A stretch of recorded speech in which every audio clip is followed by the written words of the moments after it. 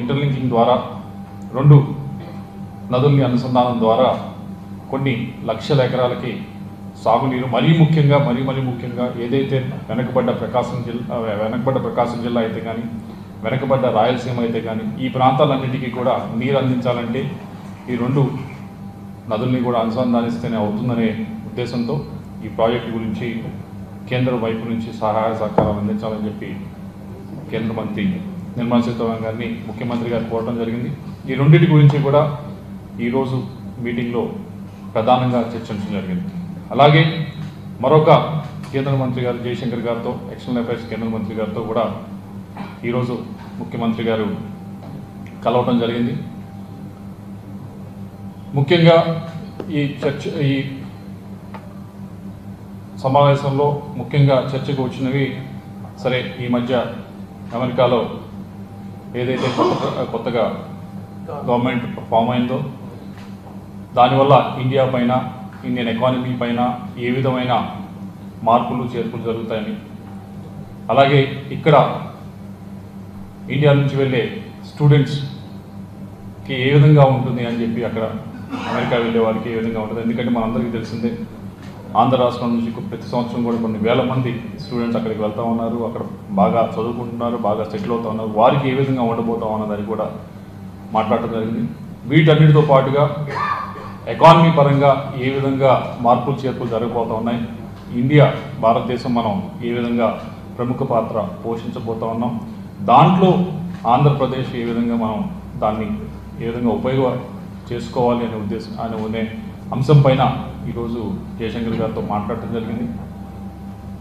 దానికి సంబంధించి జయశంకర్ గారి వైపు నుంచి కూడా ఆయన చెప్పడం జరిగింది, పూర్తి సహాయ సహకారం అందిస్తామని. ఏ డెలిగేషన్ వచ్చినా కానీ దాన్ని తప్పకుండా ఆంధ్ర రాష్ట్రం వైపు మళ్లించే దానికి అన్ని ప్రయత్నాలు చేస్తామని చెప్పడం జరిగింది. అలాగే ముఖ్యమంత్రి గారు కూడా కోరారు, ఏ విధమైన ఇన్వెస్ట్మెంట్ వైపు నుంచి కానీ ఇంట్రెస్ట్ చూపించే వారు ఎవరు వచ్చినా కానీ దయచేసి ఆంధ్ర రాష్ట్రాన్ని చూపించండి. ఎందుకంటే ఈజ్ ఆఫ్ డూయింగ్ బిజినెస్ కాదు, స్పీడ్ ఆఫ్ డూయింగ్ బిజినెస్ అనేది మేము తీసుకున్నాము ఆంధ్ర రాష్ట్రంలో. ఇప్పుడు ఎగ్జిక్యూట్ చేసి చూపించే సత్వం మాకు ఉంది, చేసి చూపిస్తాం. ఏ డెలిగేషన్ వచ్చినా కానీ ఏ దేశం వాళ్ళు వచ్చినా ఇన్వెస్ట్ చేయడానికి తప్పకుండా మా వైపు మళ్లించండి అని చెప్పి కోరడం జరిగింది.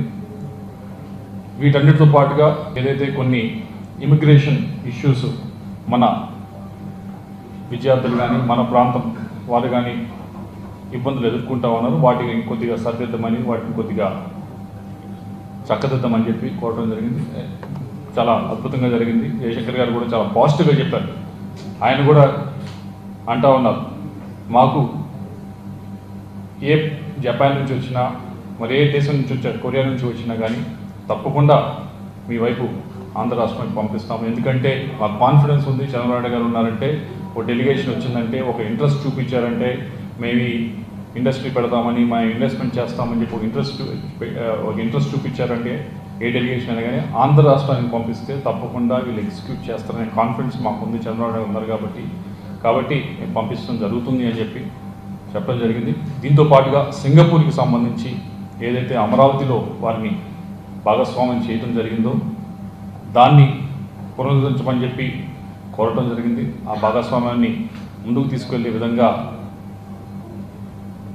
దానిపైన దృష్టి పెట్టాలని చెప్పి కూడా జయశంకర్ గారిని కోరటం జరిగింది. దాని గురించి కూడా ఆయన సానుకూలంగా స్పందించారు. తప్పకుండా రాష్ట్రం వైపు నుంచి, ఎందుకంటే ముఖ్యమంత్రిగా చంద్రబాబు గారికి సింగపూర్ ప్రభుత్వానికి ఎప్పటి నుంచో మంచి రిలేషన్ ఉంది. అక్కడ మినిస్టర్స్ అందరితో కూడా, ప్రధానమంత్రి అందరితో కూడా దాన్ని మరింతగా ముందుకు తీసుకెళ్లేదానికి, ఇన్వెస్ట్మెంట్స్ కానీ అభివృద్ధి కానీ అమరావతి ముందుకు తీసుకెళ్లేదానికి సింగపూర్ ప్రభుత్వాన్ని ఏ విధమైన సహాయ సహకారాలు అందించాలో మీరు చేయండి, తప్పకుండా మేము కూడా చేస్తామని చెప్పి జయశంకర్ గారు మాట్లాడుతున్నారు.